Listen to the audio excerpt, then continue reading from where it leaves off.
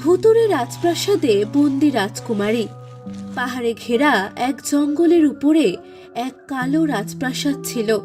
সেই রাজপ্রাসাদে মোনা নামের এক রাজকন্যা বাস করত। মোনা সেখানে কিছু সিপাহী এবং কাজের দাসীদের সাথে বাস করত।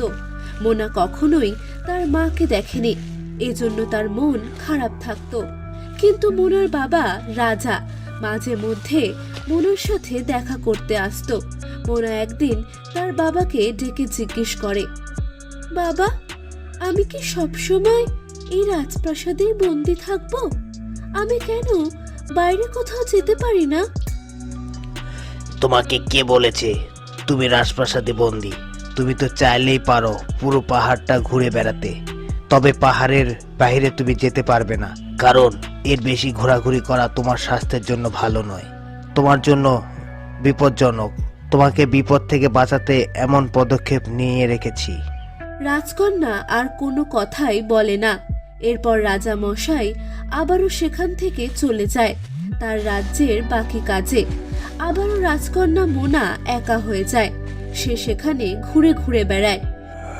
সন্ধে হলেই রাজকন্যা মোনা অদ্ভুত সব আওয়াজ শুনতে পায়, কিন্তু তার সবচেয়ে কাছের কাজের দাসী ছিল সুনিতা। সুনিতা সবসময় মোনাকে আগলে রাখত। এভাবে আরো কিছুদিন চলে যায়।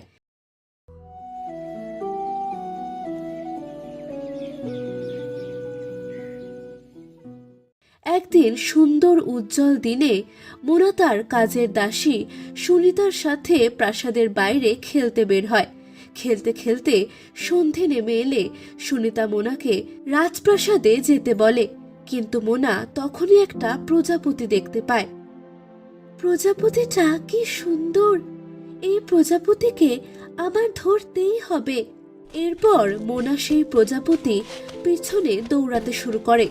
সুনিতা ভয় পেয়ে যায়। আরে না রাজকুমারী, সেদিকে যাবেন না, ওইদিকে বিপদ। এখনই আমাদের রাজপ্রাসাদে ফিরতে হবে। কিন্তু মোনা সুনিতার কোনো কথাই শোনে না। সে দৌড়াতে থাকে। এমন সময় সন্ধে নেমে যায়।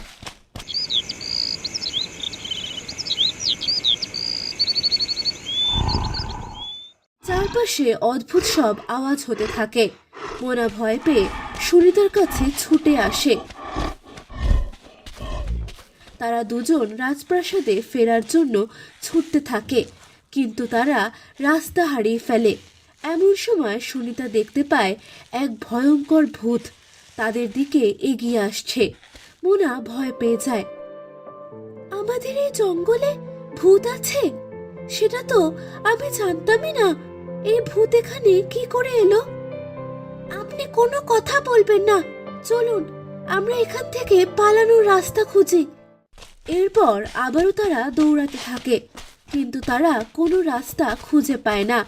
এমন সময় একটা বাঁশির আওয়াজ আসে। সেই বাঁশির আওয়াজ শুনে সেই ভূত তাদের পিছু ছেড়ে দেয় এবং অন্য কোথাও লুকিয়ে পড়ে। আরে, বাঁশি কে বাজাচ্ছে? এত সুন্দর বাঁশির সুর শুনে কেন ভূত পালিয়ে গেল?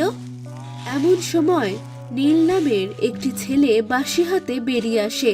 নীল রাজকুমারীকে দেখে বলে, আমি নীল, জঙ্গলের পাশে ছোট্ট একটা গ্রামে থাকি। জঙ্গলে এসেছিলাম কাঠ কাটার জন্য। এখানে প্রচুর পরিমাণ ভূতেরা রয়েছে, তবে আপনি এখানে কি করছেন? আমি এখানেই থাকি। আমি এই রাজ্যের রাজকন্যা মোনা।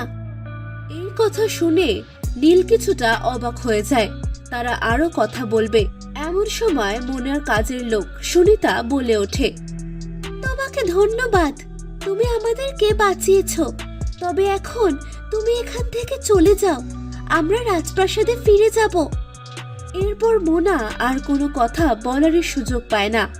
সুনিতা তাকে রাজপ্রাসাদে নিয়ে চলে আসে। মোনা তার কক্ষে গিয়ে চিন্তা করতে থাকে, এর আগে আমি কখনোই বাইরের কোনো মানুষের সাথে কথা বলিনি।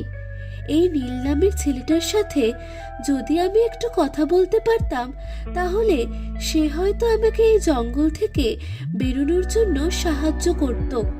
আমিও বাইরে বেরিয়ে জগৎটাকে একটু দেখতে চাই।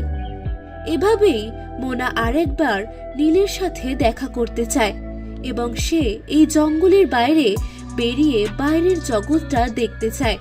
অন্যদিকে নীল তার বাড়িতে গিয়ে চিন্তা করতে থাকে। এটা কি করে সম্ভব? আমাদের জঙ্গলে রাজপ্রাসাদ আছে, সেটা তো আমরা জানতামই না। আর মোনা বলল সে আমাদের রাজ্যের রাজকন্যা, কিন্তু আমাদের রাজ্যের রাজকন্যা তো অনেক বছর আগে হারিয়ে গেছে। কিছুতেই আমার মাথায় ঢুকছে না। আমাকে আবারও রাজকন্যার সাথে দেখা করতে হবে। পরের দিন নীল আবারও সেই জঙ্গলে চলে যায় এবং সেই কালো প্রাসাদের খোঁজ করতে থাকে।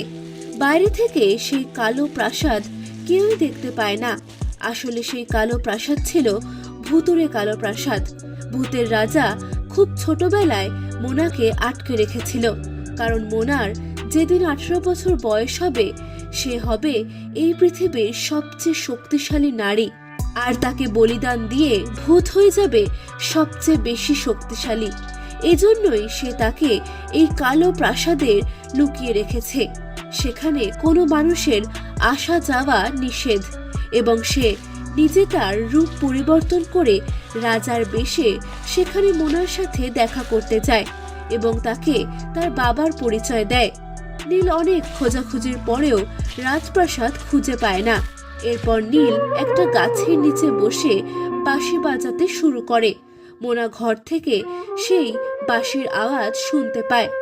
আরে, এটা তো সেই বাঁশির সুর। তার মানে নীল এখানেই কোথাও আছে। আমি দেখি সুনিতাকে কোনো একটা কাজের বাহানা দিয়ে বাইরে পাঠিয়ে দিই।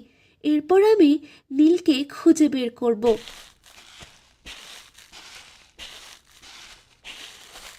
মোনা তার কাজের দাসীকে খাবার তৈরি করতে নিচে পাঠিয়ে দেয়।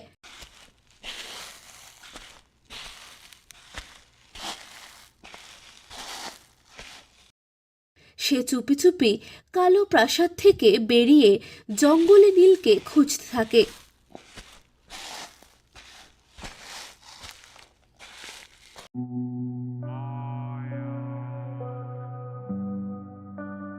এক সময় নীলের সাথে তার দেখা হয়ে যায়।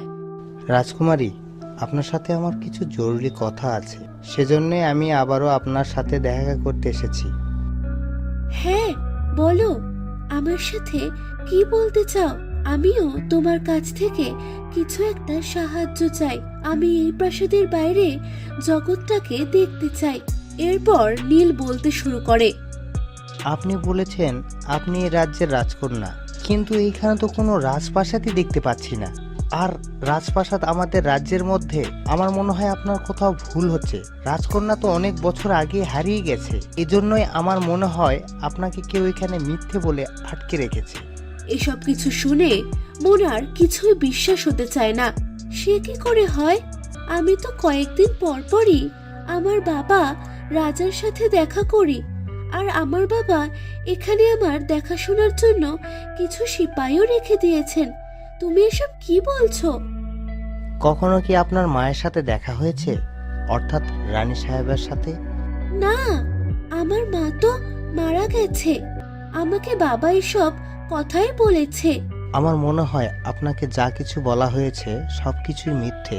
আপনি আমার সাথে চলুন, আমি আপনাকে রাজপ্রাসাদে ফিরিয়ে দিচ্ছি। সেখানে গেলেই আপনি আপনার আসল বাবা মাকে দেখতে পাবেন। আমি এই রাজপ্রাসাদ ছেড়ে যেতে পারবো না। তুমি বরং আমার আসল বাবা মাকে আমার এখানে থাকার খবরটা দাও। তারা যেন আমাকে এখান থেকে নিয়ে যায়। ঠিক আছে, আপনি চিন্তা করবেন না। এরপর নীল রাজ্যে ফিরে আসে। রাজ্যে ফিরে এসে সে রাজামশাই এবং রানীকে সবকিছু খুলে বলে। রাজা এবং রানী এত বছর পর তাদের মেয়ের খবর পেয়ে খুব খুশি হয়। তারা সিপাহী নিয়ে সেই জঙ্গল ঘিরে ফেলে এবং অবশেষে তারা রাজকন্যা মোনাকে খুঁজে পায়। মোনা তার সামনে তার আসল বাবাকে দেখে অবাক হয়ে যায়। এমন সময় তার নকল বাবা ভূত রাজার বেশে সেখানে চলে আসে। রাজা সবাইকে দেখে ভয় পেয়ে যায়। আরে, আমি তো তাহলে ধরা পড়ে গেছি। এরপর রাজা বলেন, অনেক হয়েছে, এইবার তুই তোর আসল রূপে ফিরে আয়। আমি আমার মেয়েকে এখান থেকে নিয়ে যেতে এসেছি। এরপর সেই ভূত রাজা তার আসল রূপে ফিরে আসে। সেটা দেখে মোনা খুব ভয় পেয়ে যায়। এরপর মোনার সবচেয়ে কাছের দাসী সুনিতা, সেও তার আসল রূপে ফিরে আসে। সেও একজন ভূত ছিল। সিপাহী, এই দুই ভূতকে এখনই ধরে বন্দি করে ফেলো। আমার মেয়েকে এতদিন আমার কাছ থেকে দূরে রেখেছে। এরপর রাজকন্যা সেই ভূতেদের প্রাসাদ থেকে মুক্তি পেয়ে যায়। সে এখন সুখে শান্তিতে তার রাজপ্রাসাদের বাবা মায়ের সাথে বাস করে।